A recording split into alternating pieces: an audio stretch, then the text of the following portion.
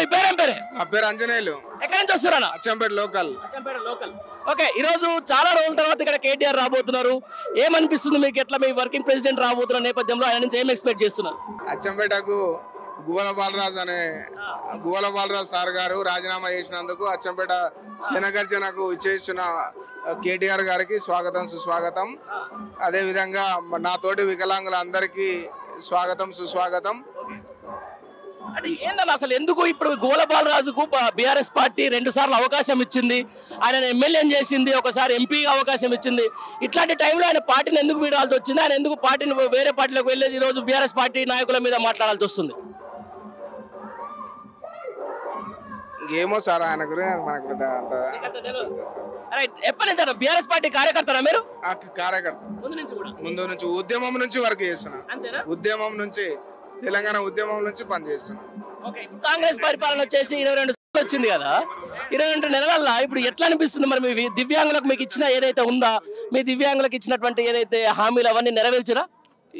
ఏ ఒక్కటి రేవంత్ రెడ్డి గెలిచిన సందర్భంగా ఏ ఒక్కటి దివ్యాంగులకు కాదు, తెలంగాణ రాష్ట్ర వ్యాప్తంగా ఏ ఒక్కటి ఆయన నెరవేర్చింది లేదు. ఒక ప్రీ బస్ అన్నాడు, ఆ ప్రీ బస్ ఒకటి నడుస్తుంది కానీ అది కూడా అవకతవకలతోనే నడుస్తుంది.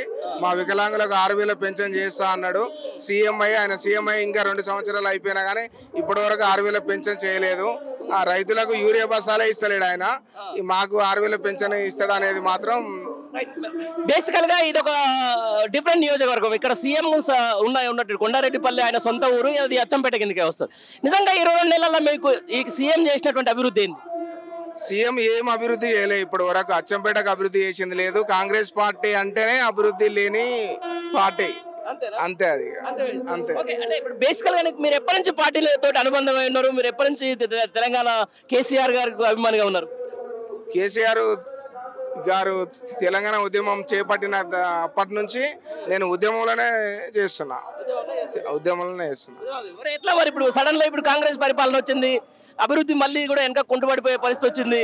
ఎట్లా ఏం చెప్పగలుచుకున్నారు రేవంత్ రెడ్డి గారు చెప్పాలనుకుంటే? మీ నియోజకవర్గ వాసిగా, లేకపోతే ఆయన సొంతంగా ఇటు పుట్టినటువంటి ఆయన ప్రాంతం వాసిగా? సార్, రేవంత్ రెడ్డి గారికి ఈ అలవిగాని హామీలను ఇచ్చి అనవసరంగా తెలంగాణ ప్రజలను మభ్యపెట్టే విధంగా, తెలంగాణ ప్రజలను మోసం చేసే విధంగా ఎప్పుడు చేయకు.